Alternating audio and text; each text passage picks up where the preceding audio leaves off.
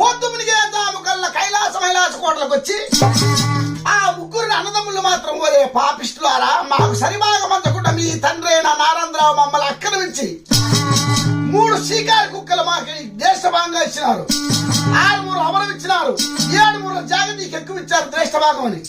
అందుకే మీకు ఈ సావురని చెప్పండి. ఆ ముగ్గురి రెక్కలు విరిచి కచ్చూరులో కట్టేసి ఆ పుట్టిన ఊరు, ఆ కన్య ఊరు, పెరిగిన ఊరిని కైలాసం రాసుకోండి.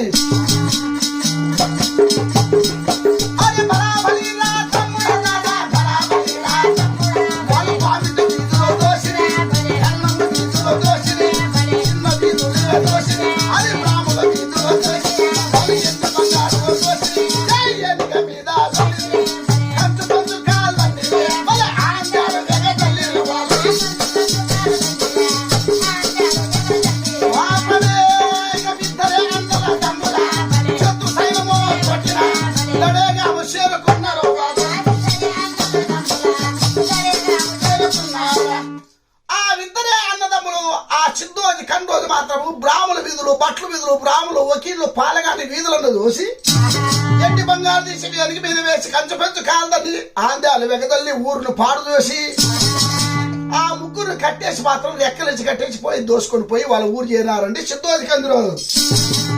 ఎప్పుడు వాళ్ళు చేరినారు పాపము, ఇవి ముగ్గురు అన్నదమ్ములు రెక్కలేసిన పచ్చులు పాపం. ఆ చిన్నవాడు పీరు వచ్చి పదరాదర కట్టేసినారు.